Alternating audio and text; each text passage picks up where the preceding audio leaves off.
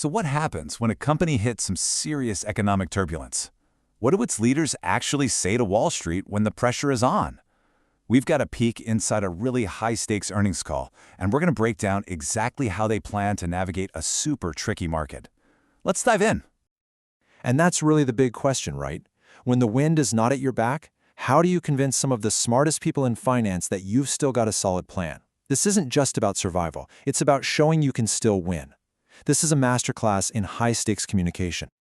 Look, we're not going to waste time on the glossy press releases or the polished marketing stuff. We are going straight to the source, the live Q&A, where sharp analysts ask the really tough questions and executives have to answer on the spot.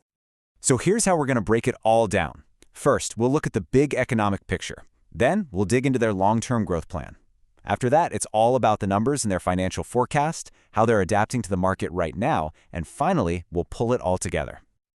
All right, first up, let's tackle the question that's on everybody's mind.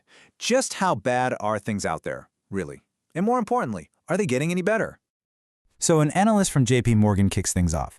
He basically asks, hey, things were getting worse all last quarter. Are they still getting worse? Or have we maybe, just maybe, hit the bottom? Now, listen really closely to the words the executive, Celine, chooses here. Deterioration, yep, she's admitting it was bad. But the key phrase is stable pattern. She's not saying things are good, but she is trying to calm everyone's nerves by saying the free fall might be over. So what does that actually mean? It's huge.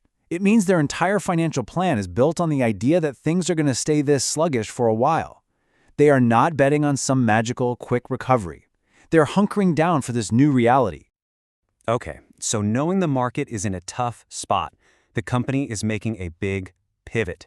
They're not just waiting out the storm. Instead, they're planting some seeds that they hope will grow into something big down the road. Let's see what they're planting. Their future is basically riding on two big bets. The first is something called Key Connection, which is a totally new way for them to work with agents to get customers. The second is a new product, Cash Plus, which they're talking about like it's going to be a major engine for growth. But of course, Wall Street hears new ideas and immediately asks the most important question.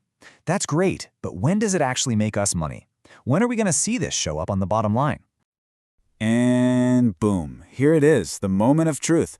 The other executive, Carrie, is super direct. She's essentially saying, don't expect these big new plans to make a dent next quarter or even next year. The real payoff? That's coming in 2026. This is all about playing the long game. But wait, why so long? Well, it kind of makes sense when you see the timeline. They're launching everything by the middle of next year, but then they have to spend the rest of 2025 getting agents signed up and trained. It's a whole process. Only after all that work is done can the revenue really start to pour in, and that puts us in 2026. You might have also heard the analyst ask about something called contribution margin. It sounds technical, but it's pretty simple. Think of it as the raw profit you make on each and every sale. And the company says these new plans, especially Cash Plus, are designed to make every transaction even more profitable. That is absolutely critical when times are tough. Okay, we've talked long-term. Let's zoom back into the here and now and look at the actual numbers they're predicting for the next few months. This is where the little details can make a big difference. So, an analyst from KBW notices something a little ambiguous in the forecast. He asks if the drop in revenue from Q3 to Q4 will be a similar amount of money, and the executive steps in to clarify. Nope, it's a similar percentage drop. That might seem like a small thing, but for the people building financial models, that is a very important clarification. Next up, the analyst asks if the company's spending is just going to stay flat. And again, the answer is a very clear no. They have a very specific, very intentional seasonal rhythm to how they spend their money. And you can see that rhythm right here. It's their whole playbook. In the summer, during what they call resale season, they actually pull back on marketing. But then, come winter, Q4 and Q1, they slam the accelerator. That's acquisition season, when they spend big to scoop up homes just before the busy spring selling season. It's not random at all. It's a calculated strategy. So, this whole seasonal spending thing, how does that actually connect to the reality on the ground? The fact that it's turning into more of a buyer's market. This leads to a super direct question from the analyst. He asks, with the market changing, are you finally seeing more sellers come to you? Are people ready to move? And the answer from Celine is just a blunt, straight-up no. no sugarcoating it. She makes it crystal clear that they have not seen any kind of uptick in sellers, and more importantly, they are not building their forecast as if one is coming.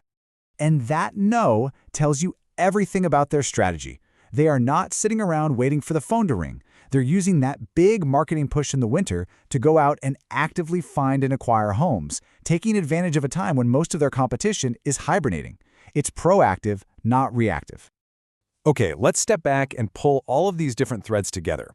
What we've seen is a company laying out a very clear but also a very, very long-term plan, all while staring down some pretty serious challenges. So here's the game plan we've just unpacked, boiled down to 4 steps. Step 1, face reality. The market is weak, but at least it's not in a free fall. Step 2, launch those big long-term bets, key connection and cash plus. Step 3, be smart with your money and spend big when your competitors are quiet. And finally, step 4, maybe the hardest part of all. Tell everyone, especially investors, to be patient because the real results are still years away. And all of this leaves us with the final critical question.